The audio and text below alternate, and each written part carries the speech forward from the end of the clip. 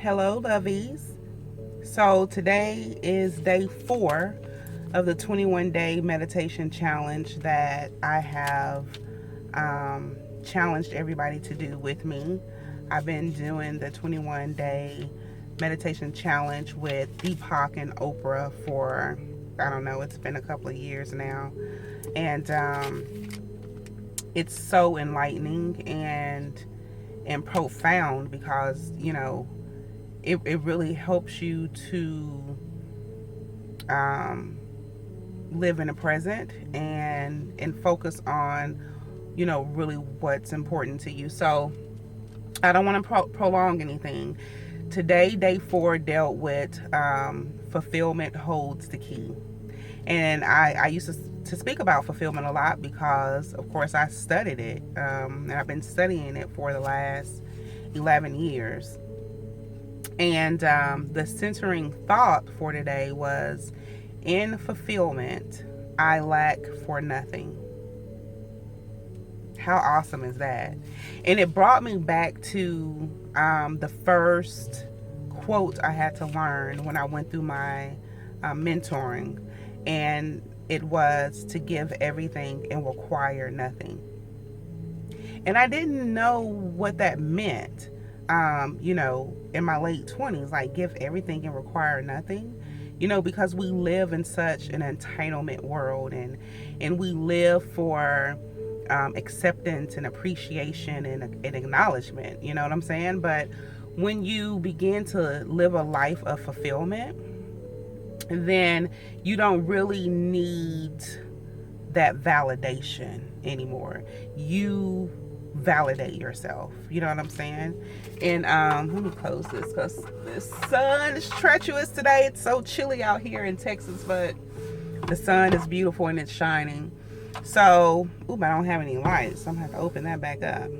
So anyway, let me stay on course. They really got into, the feeling of emptiness versus the feeling of being full. A lady, has a baby and thinking that she would have the baby and not feel lonely.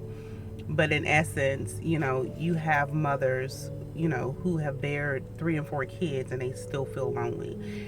You have husband and wives that get married and they still feel lonely. They're still in absence. There's still not enough love, intimacy. And so, that's why people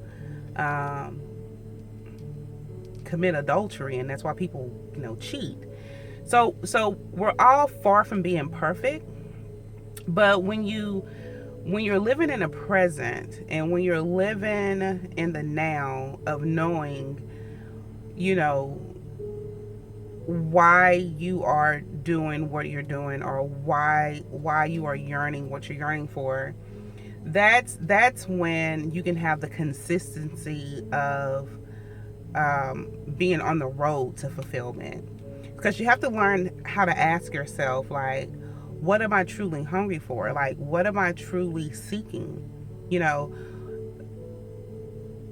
the judgment, if you look at it and you're sneaking in and that kind of stuff, then through the judgment, you have to really sit down and evaluate, why you're being destructive to your body, why you're being destructive to other people, especially in relationships and families.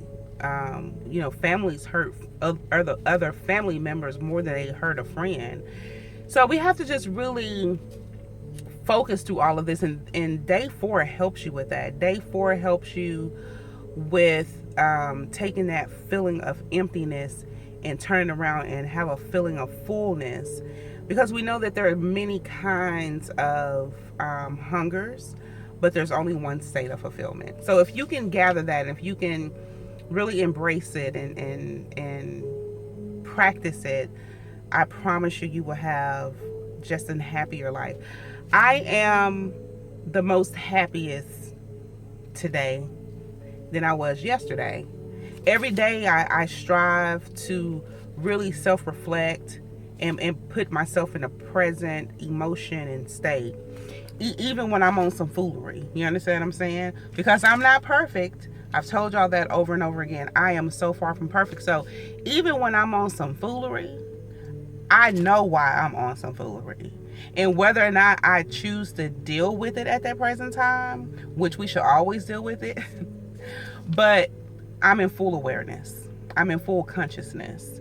And when I'm not, it doesn't take me a long time to get back to that because it's what I practice.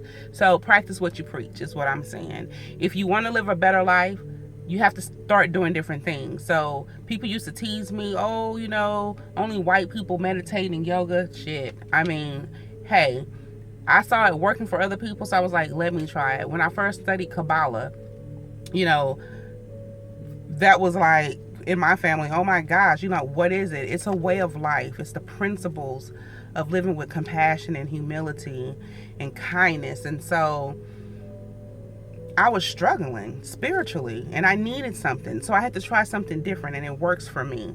So I sought to seek fulfillment. And I'm not fully there yet, but I'm in a good place, a very good place spiritually and mentally in my life. And there's still room for growth, and I'm still trying to grow. So I'm trying to share with you 21 days of meditation, day 4.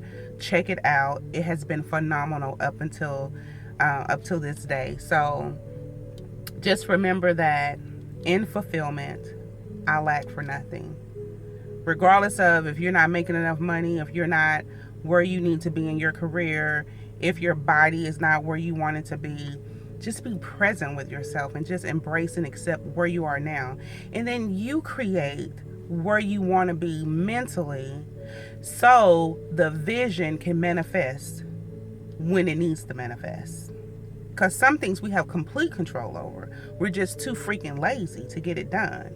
So if you're in awareness of that, then you'll probably stop being so lazy all the time. Like, it took me all day to do this freaking video, and I meditate upon getting out the bed. You know what I'm saying? So we lollygag, and sometimes it destroys us. It destroys us when we don't handle things instantly, and it becomes too overwhelming for us. So I hope that everyone has a great Easter weekend. It's so crazy with this weekend being Easter.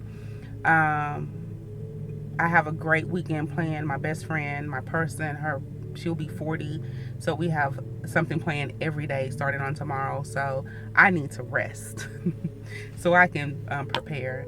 But I wanted to do a video today, and I'm going to post it in a minute. So thank you guys for tuning in. I appreciate you.